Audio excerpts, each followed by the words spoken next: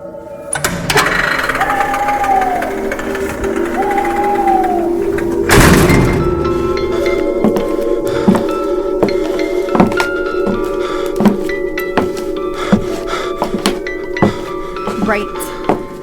Welcome, everyone. Welcome back, creeps. This is Dulce. This is Adam. Full of energy. Ha ha ha. Let's go. Okay. So this week, we're going to do the first edition of the Weekly Creep Movie Club, which we don't really know going forward how this is going to play out or anything. But for now, we're going to do this Sunday, which will be March the 7th, at 4 o'clock Houston time, which is, I think, Central, right? Yeah. Which means if you are, say, in England or Ireland, you can tune in at about 10 o'clock. And we're just going to try and live watch The Exorcist, which was voted in as the movie that everybody wanted. It came really close with Hereditary. But this will be the only time that we pick one that's not on like a major streaming service. Or maybe it is back in the UK and Ireland. So if you want, you can rent it from Amazon for like $3, $4. And yeah, we're just going to watch it together, have a discussion on our Facebook group. And then afterwards, we're going to go on Instagram Live or Facebook Live, whichever one or both. And just talk shit about the movie.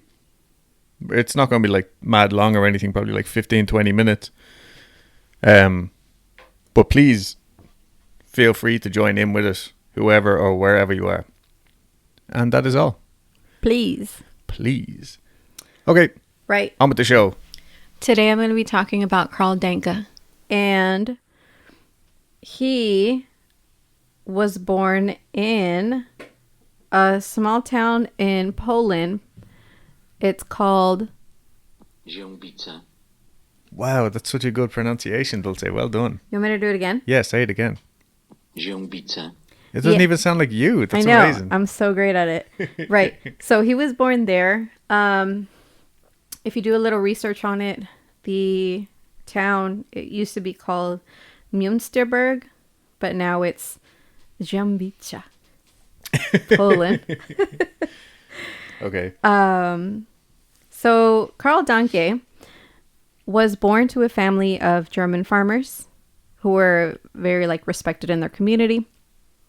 He was born into a family with several other children.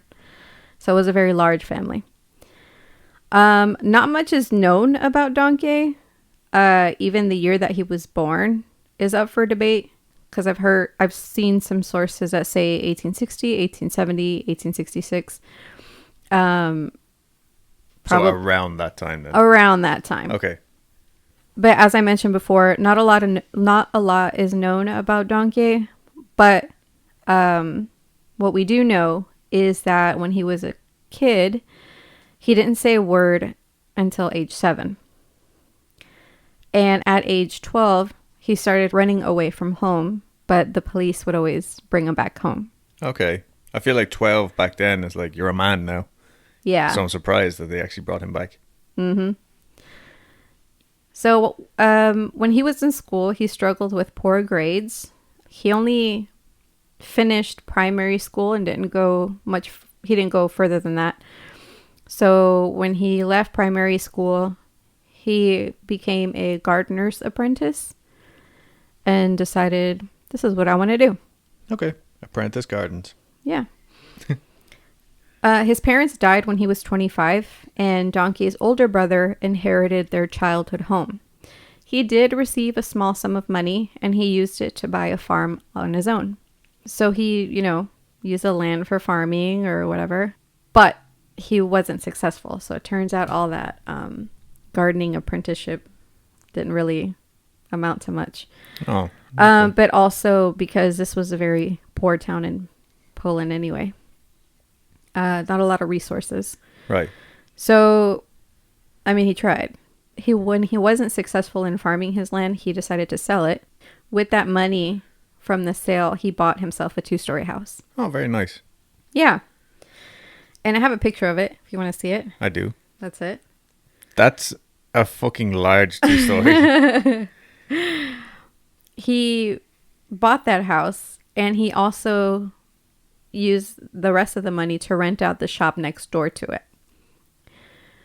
Denke sold leather belts, suspenders, and shoelaces to the town's 8,000 residents. He also sold jars of boneless pickled pork for people to eat. It was just like a shop of just, here's some random shit. Yeah. And buy it, please. What was it? Pickled pork for people to eat? Is that like a... Yeah, you know, like not for your pets. Or not for your farm animals. It's for people. That's just a mouthful to say right there. Yeah. Oh, yeah, I guess it is. Boneless pickled pork for people to eat, not for pets. Okay. Denke was also an avid volunteer at the local church.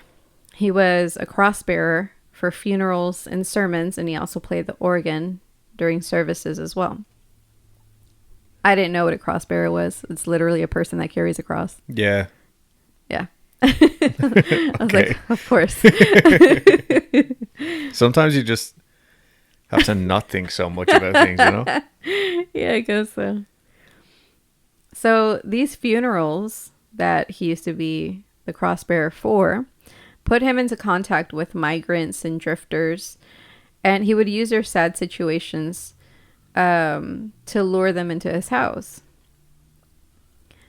People saw this and thought, man, he's such a good dude. You know, like he's helping these people. And yeah, what a pillar of the community. Exactly.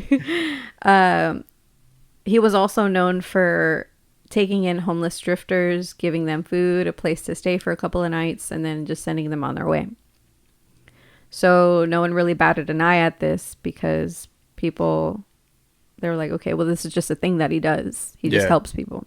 So obviously true crime documentaries weren't a thing back then, and people were very trusting. Right. So they're like, all right, cool. He's a nice guy. I mean, he does this all the time. They had like an all around good opinion of him. Yeah, yeah. They thought he was kind. They even started calling him, like they gave him a nickname of, you know, some children, or they would call him Papa or Vater. Oh. Which is, I guess, father. Yeah. Yeah.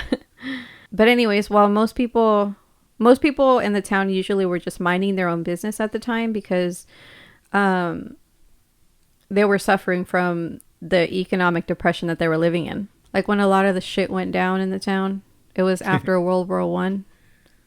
Did I say it right? Almost, yeah. Oh, yeah. World War One. Sometimes I don't think I have an accent, but I guess if you have an accent, you can't hear your own accent. But yeah. So sorry, what after World War One? Like just the town was in shit. Basically. Yeah, that town went into an economic depression. The inflation went up. It was so bad. So that's, I mean, when you're in your own shit, you're not all up in other people's business. You know? Yeah. So, like I mentioned before, all the shit went down. And when I say shit, like, I don't mean just the World War. I mean his career. Yeah, well, everything was impacted, right? Not just his... Oh, sorry. The whole shit reason, went down. Yes, the whole reason why we're talking about this man. Kind of this career. Isn't just like a really, he was such a nice guy. No. Next story. So this was also a contributing factor as to why he had to sell his house. So when he sold, the funny thing about this though, he sold his house, and his house became a apartment complex, and he ended up living in the apartment complex anyway. Okay. Like, so basically it was probably he just, part of the deal or something like. I don't know, but he went from just having the lay of the land to just an apartment on the ground floor. Right. So yeah. So, which worked out, I guess, because he didn't have to move his shit anywhere. Anyways, his alleged first victim was Ida Launer in 1903. I think he killed several more people before her. Okay. Because just there, like at the end of it, there just wasn't a lot of answers. Right. And because of what we know about serial killers, there just seems to be a tendency there seems to be a pattern of killing like progression way before. Exactly. Yeah. Because when he started, he started so late in life. Like he was already like an older man, like in his 40s. Okay. Yeah. His alleged first victim was Ida Launer in 1903. His next known victim was Emma Saunder in 1909. Emma Saunder worked at a slaughterhouse, and this murder was pinned on Emma's co-worker, Edward Troutman. Troutman was arrested because he was the last known person seen with Saunder. Troutman ended up serving 12 years at Glatz prison for this crime that he didn't commit. Wow. And he was only released later after the police realized who had actually killed Saunders. Fucking hell. The other known victims are Heinrich Bruckmann, a guy called just Nebel, Casper Hubelek, and Rockus Pollock. Rockus Pollock. That's a cool name. Yeah, but again, like I mentioned, these are the only known victims. So Yeah. how many is that in total? 6? Yeah, but like evidence in his home indicate that there were several more. They just couldn't really. They couldn't pin it on him. No body, no crime, that kind of thing. Yeah, and I guess like they just like these are the people that the community knew of. They're like. Oh, They because said, the rest were drifters, right? That's what I'm saying. Okay, sorry. Yeah. Took me a while to get there, but I'm with you now. Okay, cool. I just wasn't sure if I was explaining myself Dulce's correctly. giving me a thumbs up, everybody. Yay. Good job. Right. So, anyways, on December 20th, 1924, Denke solicited the help of a homeless man named Vincenz Olivier. Denke told 35-year-old Olivier to help him write a letter in exchange for payment. Olivier agreed, and Duncan told him, hey, dude, come over to my house. We'll do this thing. Okay. And Olivier was like, cool. So, sorry, real quick. Were they all men? Yeah. All of them were men? Oh, the victims? Yeah. No. Okay. It was a mixture. It was equal opportunity. So, Denke actually did have Olivier begin a letter. And he had Olivier transcribe, I guess, like, Denke was like, okay, I'm going to talk and you just write what I say. Yeah. I guess, what is that called? Dictating? Yeah, I guess. I would love to be in that position. Just to have a writer person for me. Like, write this down. Yeah. So, Denke began with, Adolf, you fatty. And so, so this was a ruse because Olivier thought this shit was hilarious. He's like, oh my God, like you're sending somebody, like you're roasting mail. someone. Yeah, Yes, yeah. basically, I hate you're trolling someone And through Adolf, mail. I'm assuming, was still a popular name at the time. Yeah. Yeah, because this was after just World War I. Yeah. Anyway, so this was all a ruse because Olivia was like, holy shit, do you really want me to write that? When he turned around to be like, dude, you serious? Denke hit Olivier in the head with a pickaxe. Oh, shit. Olivier escaped with only a deep slash on his scalp. He was found by a man named Gabriel who owned he was one of the owners and one of the tenants in that building. Okay. So Gabriel lived upstairs and he had heard, like through the door of his flat, a man cry for help, and the voice seemed to be coming from the direction of Denke's flat. So Gabriel went to check it out because he thought, oh shit, Denke's in trouble. Because remember, everyone loved that man. Mm-hmm. And so when he went to head downstairs, he found the young man staggering along the hallway with blood spilling out of his scalp. Before the man passed out, he told Gabriel that Papa Denke had attacked him. Papa Denke. Yeah. Fucking hell. Okay. Mm-hmm. So the police were alerted and they took Denke in for questioning. Denke insisted that it was Olivier that had attacked him, but they were like, okay, but you don't have a mark on you. Yeah. But at the same time, they gave him the benefit of the doubt because he was like a weak-looking, skinny little man. Right. And they were like, come on, it's Papa Denke. But So still... he just let this guy go. Yeah. That's fucking weird. Yeah. You would think, like, well, I started this. I better Or like, finish oh it. shit, he's going to alert somebody. I better go get him. Well, I'm thinking maybe he was able to be quick on his feet, or maybe just like fight him off because one was younger than the other. Right. Yeah. Yeah.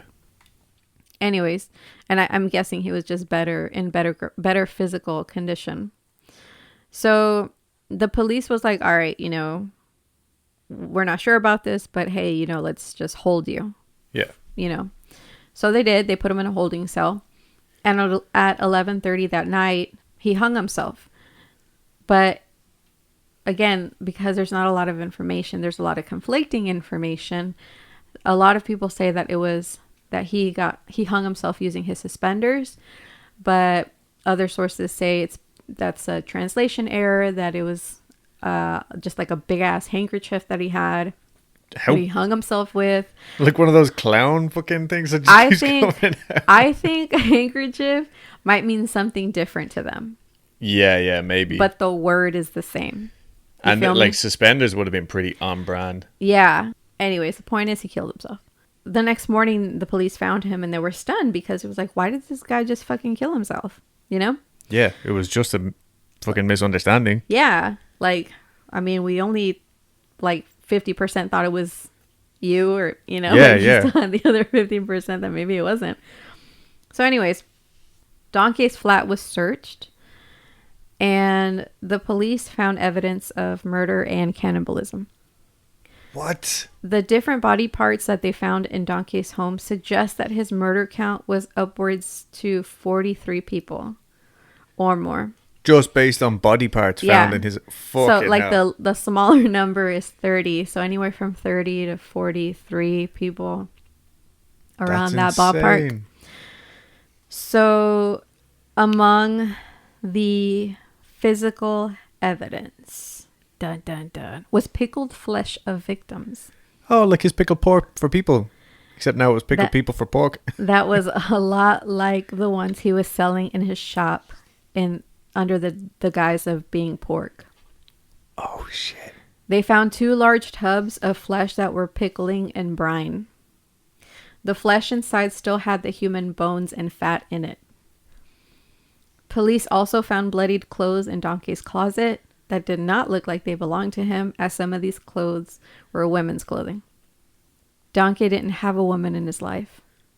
Oh. Never had one. Yeah, Jesus. Those leather wares he was selling out of his shop did not come from any cow, but it came from human flesh. Police found more leather wares hanging off hooks on the walls of the apartment that he had made. Police also found paperwork from hospitals and prisons with different people's names on them. Note this. Denke's ledger, because just like every good businessman, you keep inventory, Of course. contained 31 names, including Vincent Olivier. So he had already planned. Fucking hell. So, however, due to the enormous amount of human remains found in his flat, Denke's true body count was suspected to be more in the 40s. So maybe the other people, he genuinely didn't know their name. Probably. Yeah, so. Anyways, it's estimated that his killing spree began in 1903 with Ida. Right. But like I said, allegedly. Yeah, it's not like you're just going to jump right in like that either. Correct. Or it could be. We're not sure. We're not sure. Because I'll explain why I think it could be either or. Right. Anyways, what I want to share with you guys is a list of body parts found in Denke's home. Oh, please do. 16 femurs, 15 medium-sized pieces of just long bones. It could be at anything. Okay. 4 pairs of elbow bones. I don't know what that is. Well, surely it's your joint on your elbow, right? Oh, yeah, probably. 7 heads of radii, so your radius. Okay. 9 lower parts of the radii, 8 lower parts of the elbow, a pair of upper shin bone, a pair of lower elbows and radii, a pair of upper arms, and a pair of arm heads. I guess the shoulder. Oh, okay. Right. a lot of this is like, how come it's not more specific? Well, I don't think they could get very specific. They probably didn't have the resources themselves. That, and if it's in brine, you can't and really... all chopped up. Yeah, you can't really decipher what... You just kind of guesstimate, like, I think it comes from this part of the body. Oh, this could go here. It could be a radii. I mean, a radius.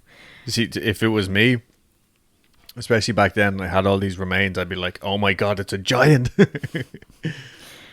Also, a pair of collarbones, 2 shoulder blades, 8 heels and ankle bones, 120 toes and phalanx, 65 feet and metacarpal bones, 5 first ribs, and 150 pieces of ribs, like other pieces of ribs. For some reason, the shoulder blades and the heels are freaking me the fuck out. It's the heels for me.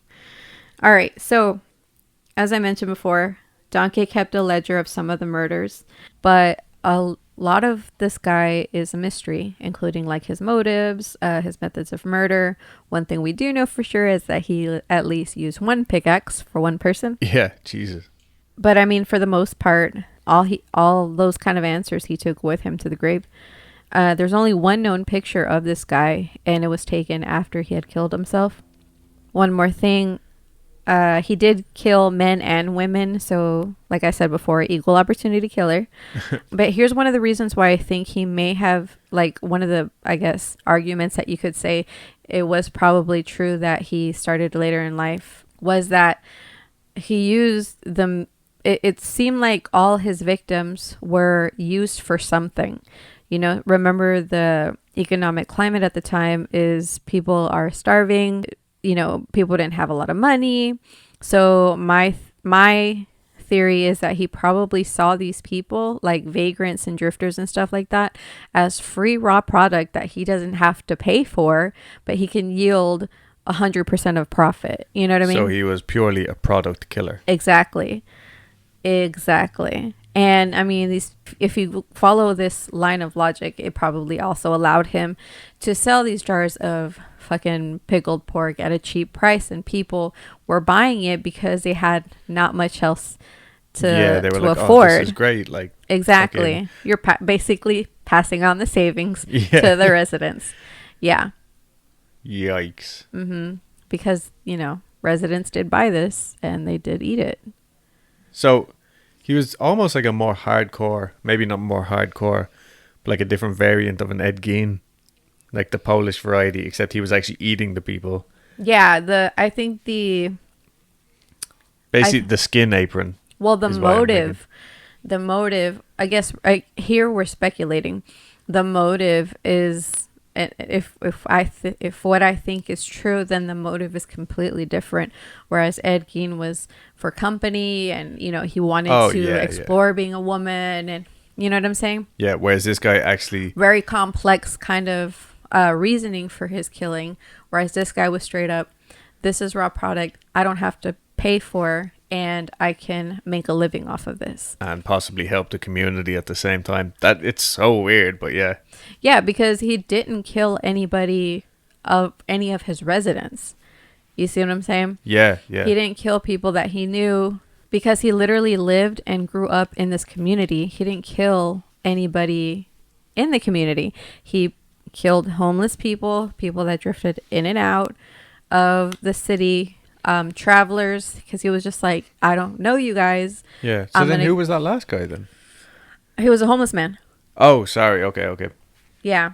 Or you could argue that it's because nobody really cared about these people is why he killed them. You know, like, it's an easy way out, you know? Like, yeah, he was like, oh, well, nobody's going to miss them. Yeah. So in one hand, you can say, well, I like my neighbors, so I'm not going to kill them. Or on the other hand, you could say he's killing these homeless people because it's an easy target. Right. You know what I'm saying? Fucking hell. Yeah. So there's my story. What an interesting guy. What was it, Karl? Karl Denke. Karl Denke. Right on.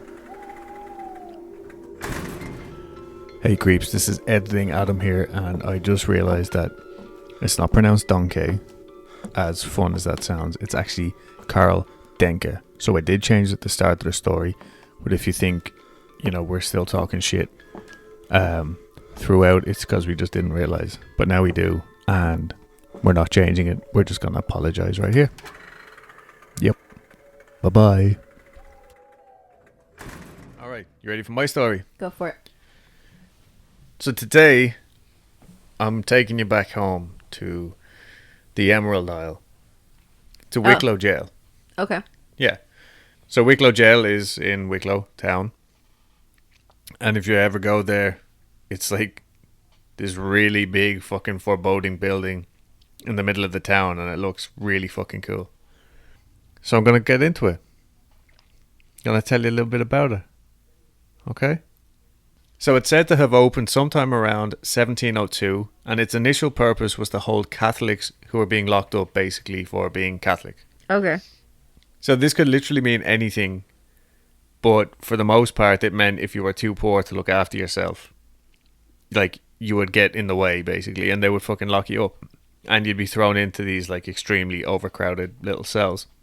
Throughout its years of operation, it was known for the brutality of the wardens and the harsh conditions of the inmates. And now, back in the good old days, it didn't matter who you were, unless you were rich or English. But if you committed a crime, you were put in jail.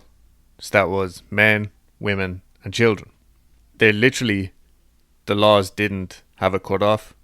Like, if you were 42 years old and you stole a cow, or if you were 6 years old and you stole a piece of bread because you were hungry, same fucking rules apply. They're going to lock you up. In 1798, there was a rebellion in which I admittedly do not know enough about, but from what I just read today and yesterday, it seems that Wicklow was kind of like a main problem area at the time, because it's surrounded by mountains and forests, and it made for the perfect, basically, guerrilla warfare location.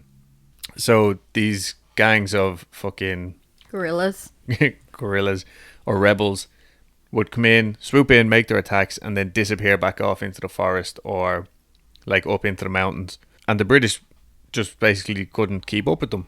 So it actually got so bad that it forced the Brits to build military road, which gave easier access for their troops to get from Dublin to Wicklow.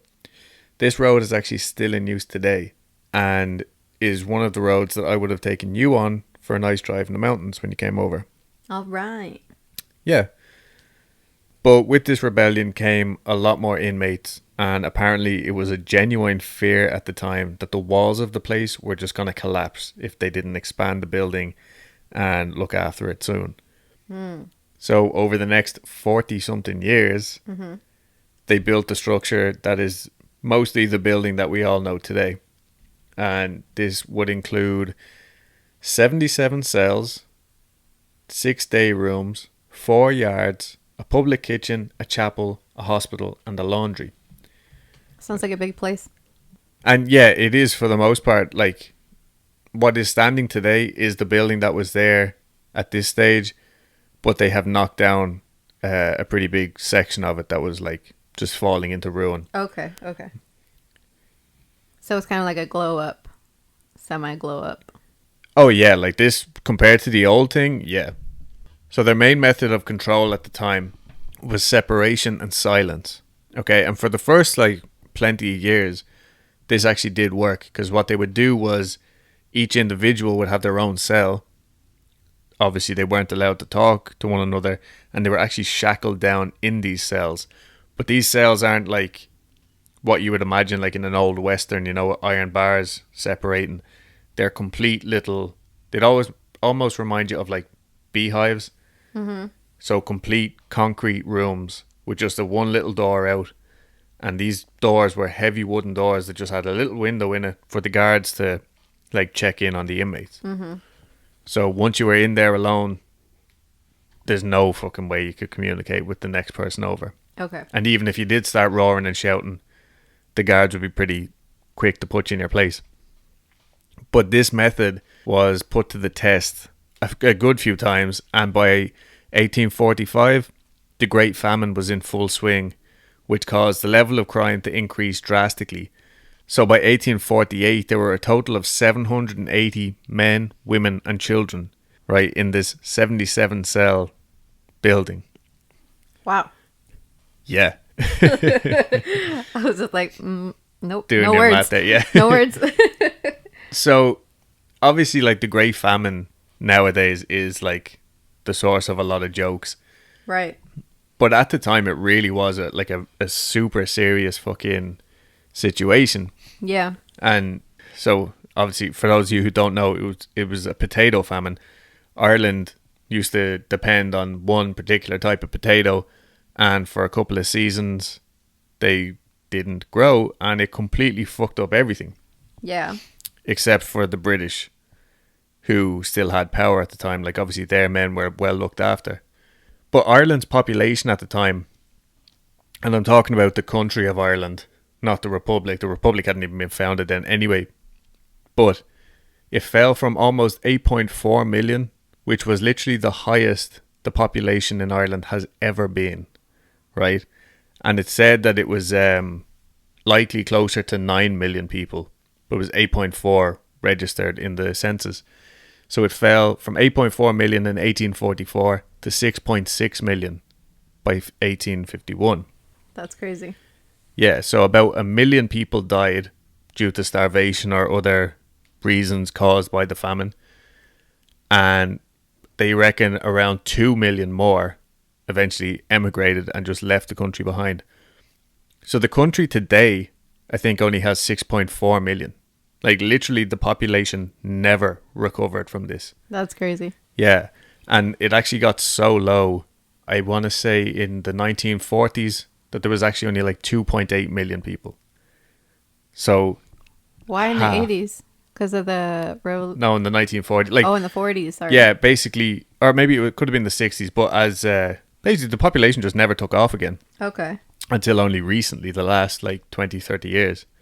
Sorry, I got a little sidetracked there.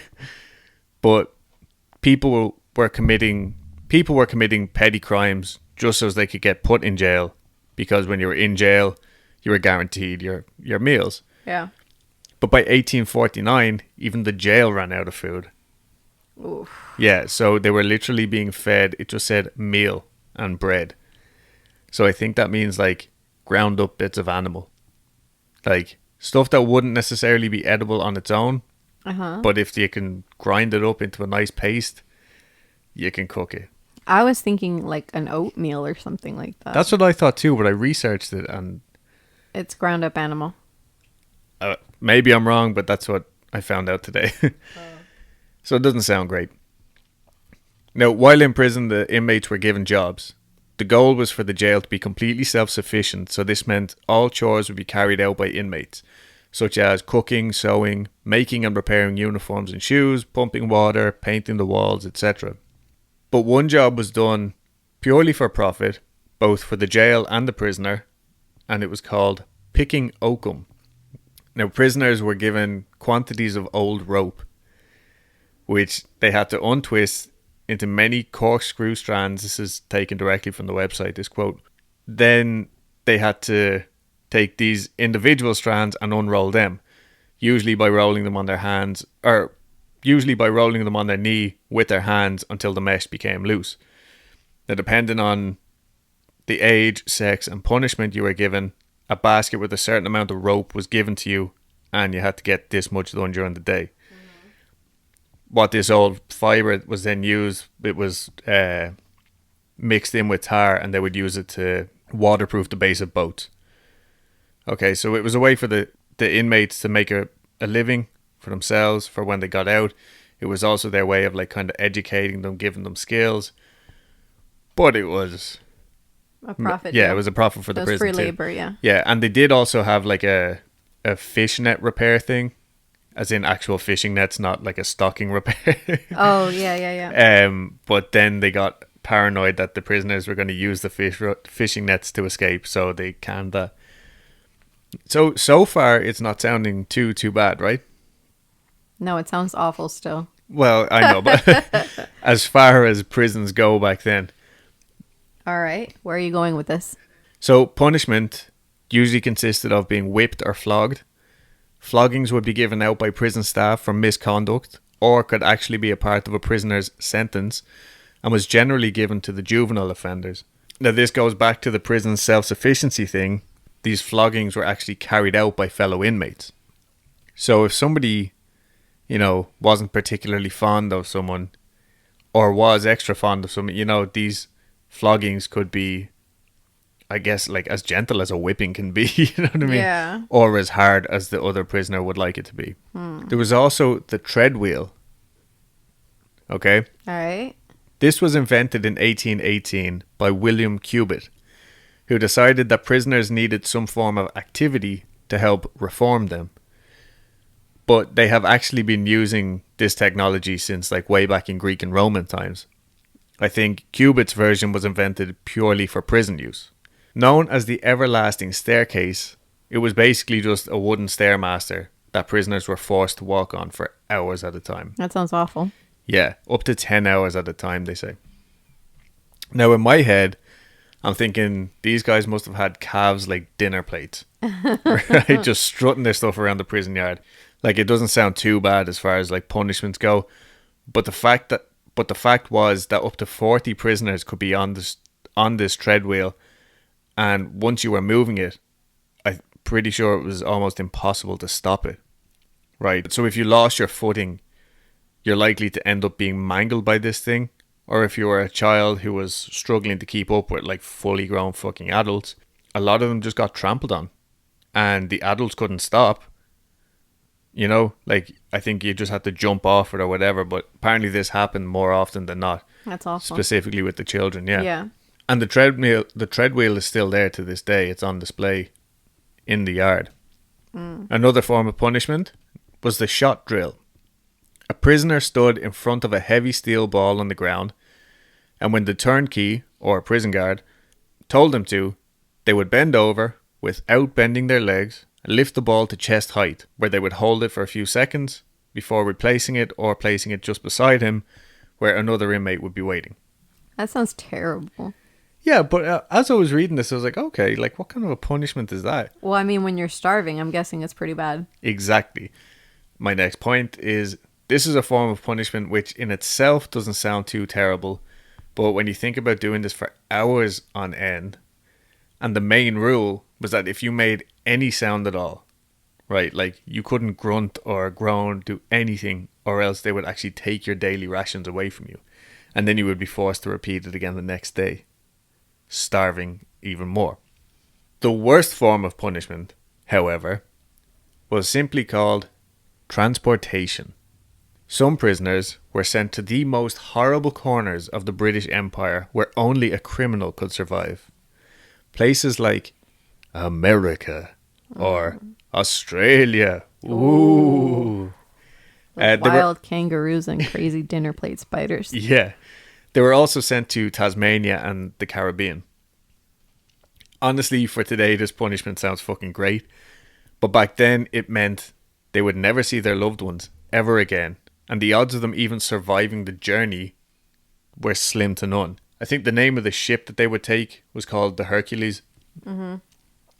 And it was rife with starvation, mutiny from both the prisoners who were on the boat and the British soldiers who might have just had enough. They suffered from like all that heat. You know what I mean? You're coming from one of the coldest places in the fucking world to all of a sudden now you're sitting out cooking in the ocean for weeks on end.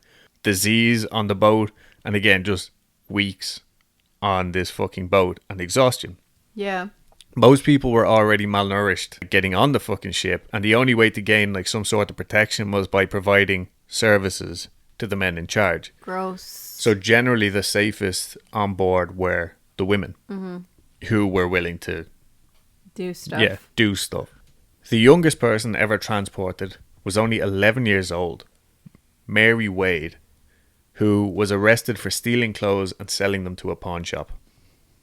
That's so sad. Yeah. Especially, like, that's the thing, like, I can never wrap my head around. Even, like, 30 years ago, if you immigrated, like, you never saw your family again. You never heard from them again. That was it. You're just taken off to this strange fucking land.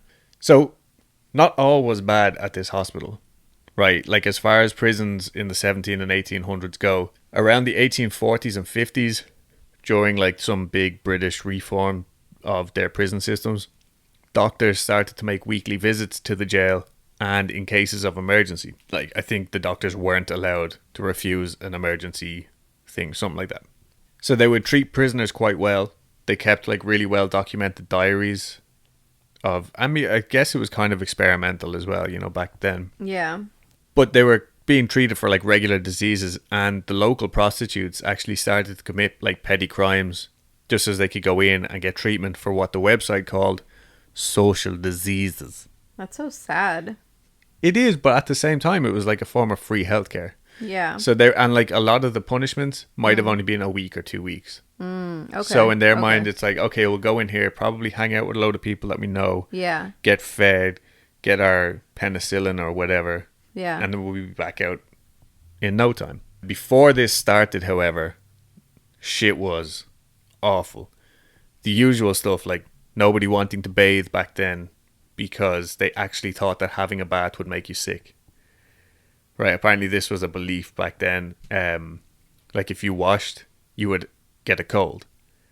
The fact was, it was just cold out and you were not drying yourself properly. Yeah.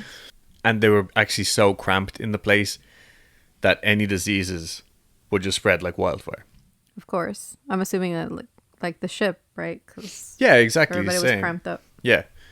I mean, there's a reason we're practicing social distancing now. Typhoid fever, known then as jail fever, is what seemed to be the main cause of death.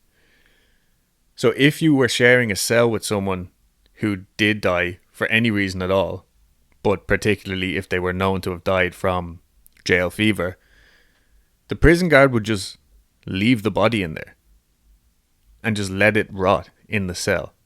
This seems to have actually been like a tactic or a technique used by the staff to kill off the whole cell of people. So say if there was 11 or 12 people crammed into this cell, one of them caught the disease and died, they would just leave them locked in there until all of them died. Yeah. And in their mind, it was like, well, problem solved. We've localized the problem. All these people are dead. And now it's not going to spread anymore. More importantly, me, the prison guard, isn't going to contract whatever they had. Huh. Yeah, right. So I'd never heard of something like that before, but that was their method. I mean, like that's what happens when you essentially quarantine a group of people that you know are infected. Yeah, pretty much. But they just weren't giving them any choice of survival. They were just writing them off, basically. Yeah. So like, oh, Timmy died. Yous are all fucked. Exactly. So there were obviously executions at the jail too. And there is still like a pretty gnarly looking gallows pole coming out of the top of the building. Like looking down on the main town. And I guess if you weren't looking for it, you might not necessarily notice it. But it's there. And one particularly sad account is from the local historian Stan O'Reilly, who spoke of, quote, 9 youths in 1820. 8 of these were hanged in pairs at 2-hour intervals. They had set off walking to Dublin in search of adventure, cheap gin and cheaper women in the dance halls of Dublin. On the way, they had stolen from clotheslines when the nights were cold. Rewards were offered and bounty hunters were soon on the trail of the outlaws. The last to be hanged declared from the gallows that the young men of Wicklow should stay away from the Dublin dance halls, little more than dens of vice and intemperance. But I thought that was particularly sad. Like literally just a group of kids who said, let's go to the big smoke. We'll go to all the dances. We'll have so much fun. Yeah. They made it like a few hours away, realised how cold they were, and just stole blankets and whatever they could. And for that, they got killed. A whole fucking gang of them. That's very sad. Another method of body disposal, other than just leaving the bodies to rot in their cells, was in the 1700s.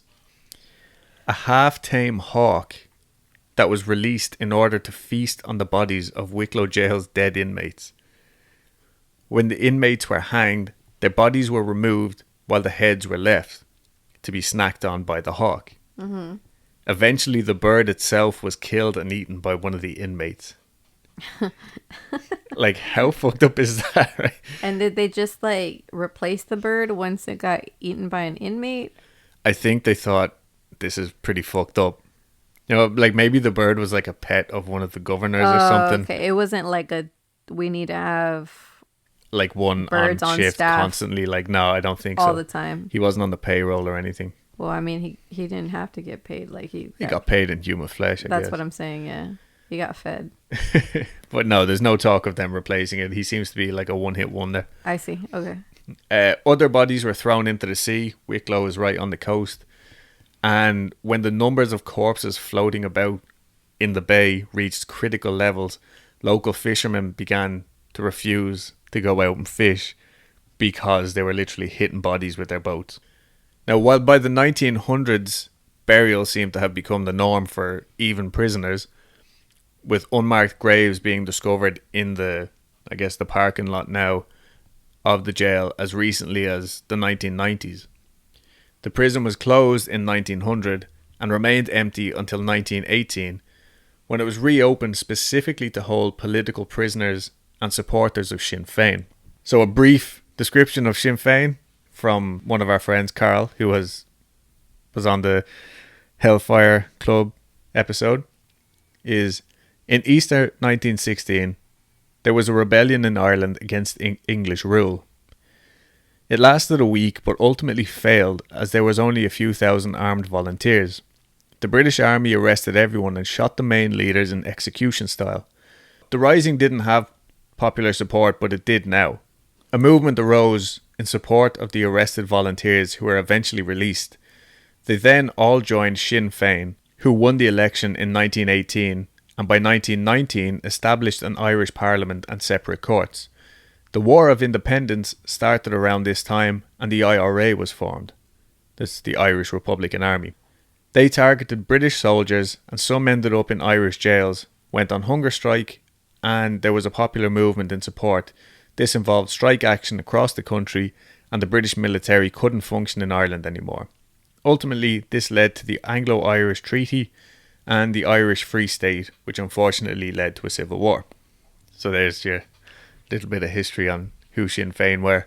But there was so many, they're basically rebels. Yeah. They needed somewhere to put them, so they put them in here. Between 1918 and by 1924, the prison was closed for good. Now for some ghosty business, because let's face it, that's why we're all here. I will say my main source for this was actually the Wicklow Gaol website.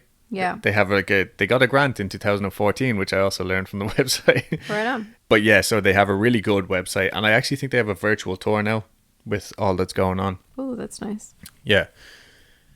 So, taken from the website directly, some of the frequent encounters include a man seen walking in front of the bars to the holding cell/day room on the ground floor, a woman in a full-length black velvet coat with the hood up seen walking towards the two rooms at ground level, a smell of roses, or at other times bad smells, sometimes emanate from cell 5, a green mist floating around the main floor, a man seen walking from cell 19 to the end of the walkway. Some people have commented that he held his hands behind his back, a man seen standing in the far corner of the ship's upper deck. So just to give you all a heads up, now that it's a museum and open for the public, they've actually built a replica of the Hercules ship that they would have used back in the day to transport people. That's pretty cool. Yeah, it is really fucking cool. So that's on the second floor. And it also happens to be one of the most active areas, which I think is particularly strange because It's a replica. It's a replica, yeah, but I'm thinking maybe like ghosts of people who were sentenced to be fucking transported. It's within the jail, yeah. Yeah, it's still in the jail, so it's that makes sense then. Yeah, it's almost like they're there waiting to fucking go be transported or something. I don't know, it's nuts. Some women have reported feeling extremely uneasy on the upper deck, experiencing a sense of fear or apprehension. And on the lower deck, people often report seeing shadows out of the corner of their eye. On the top floor, some visitors have reported seeing or hearing children crying. So, like I said, the prison is still open today for tour. Well, not right now because of COVID, Right. but They're open for tours and they offer a really great service as a museum and a glimpse into how things would have been back in the day, as it's still largely unchanged. Apart from adding toilets and electricity, obviously. Yay. They do night and day tours, and honestly, I've done the night tour, and it would be a great experience for young children. So I can go. Oh yeah, you can definitely go. They have people like dressed up in clothing, like period clothing from the time. Period clothing that hide among the mannequins in the cells. Oh my god. Yeah, and so like it's kind of jumpy, or can be at least. Wait, didn't they do that at Edinburgh, where like they kind of just hid with the mannequins? Yeah, in the castle. I think so. Yeah, just to kind of like trip you out when you're in there. So while that is fun, like that, if I had young kids, I would definitely bring them to it, because it's spooky enough that you're in the jail at night, but all the lights are on and shit, you know. Love that. But I was also lucky enough to participate in a paranormal investigation / ghost hunting type event. Was that lock-in? Yeah, by Paranormal Research Ireland. Which, look, if I was a real fucking ghost hunter, not this sham of a man that I am. If I was a real boy. Yeah, I would probably, be shaking my head at people doing these kind of events. But honestly, it was a great experience. They had all the bits and bobs, all the different instruments that like you see on Ghost Adventures and shit like that. Yeah. You get in there, I can't remember how many of us there were. A decent amount, like 40 or 50 people. They split you into smaller groups, and you go off for about an hour to different sections of the prison, and they separate you enough that there's no like sound pollution from other groups and stuff like that. And yeah, so we got to do lots of different things. One of the things you could do was sit in the individual cells on your own in the dark, which, when I say it out loud, that makes me really sound like a fucking lunatic. But I'm sure if you're listening to us, you probably agree that does sound like a fun time. So I had like, my little EVP recorder or whatever, and I went in. I can't remember. We picked up like a couple of fucking weird things or whatever. But the thing that really stood out to me, other than the fact that we got to use the SLS camera, which was fun, one of the rooms that I went into, it was a room that they had used as a classroom, because they did try to educate the men and women, just to teach them how to read and do their basic maths. And while we were in that room, the guy had a pendulum, which I had never seen before. And so I got to use it. And we were just doing like basic fucking call out stuff, like, is there anyone here? And we're all kind of giggling or whatever. But then it did start to respond. And, I'm just holding it there over the desk. And it would, I can't remember, it would say like, for yes, swing this way. For no, circle this way. And we would ask questions. And if the thing was unsure, it would just stop dead straight, as if somebody had just grabbed it in my hand. And we supposedly made contact with the little boy. And there was nothing negative about it or anything. He was asking us questions. I think he said he was lonely, stuff like that. And I asked, was he scared? Or someone did anyway, I think it was me. And when I said that, or was he scared of the other people? And it just stopped on a dime. So we pretty soon like changed the subject back to happier things. And it would respond again, And really cool fucking session. Yeah. And then we would stop. Everybody would regroup down in like the little museum area, and we would have like tea and sandwiches and stuff, and it was lovely. And then we went up to the ship, and they had an actual medium there. And I will say that was the creepiest place. Like, I've never seen darkness like that before. Yeah. Like, it was so dark there where like, legally they have to have exit signs and stuff on. But as we were all up there, you started to lose where the exit sign was, because that was the only light. And it got so dark that even that started to dim out. Like, it was one of the trippiest experiences of my life. We're all standing around the table using a glass, slide this way for yes, slide this way for no kind of thing. And it literally felt as if there was maybe 8 or 10 of us standing in a circle, and in between each of us, it felt like there was another person just looking in over your head, or like you would feel something on your shoulder. Now, it was like a really personal experience for everyone, because the medium there wasn't, pulling in John queue from fucking cell number 3 or anything. They were picking up on our own personal family and stuff. So that was really cool. And then we went down to the basement section, and I remember standing in the dark out on my own while everybody was in a cell, like calling out to the, spirits or whatever. And I was shitting a brick because I literally couldn't see my own hand in front of my face. Thankfully, nothing happened other than I had my scarf hanging off my pants, and it just felt as if somebody was touching me on the leg. That's gross. Yeah, but it was like, again, I wasn't freaking out, so I assumed it was nothing. And the height of it would have been like a small child coming up to you. Yeah. You know what I mean? Just putting their hand on your leg, being like, what the fuck is this? Like hanging off your pants. Yeah. So all in all, it was a really pleasant experience. Just spooky enough that, we weren't shitting ourselves or anything.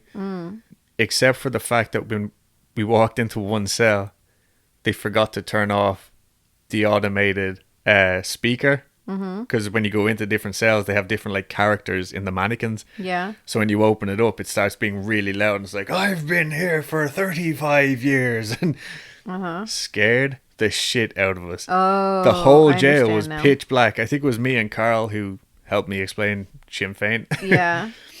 And we walked in, scared the absolute shit out of us. I bet.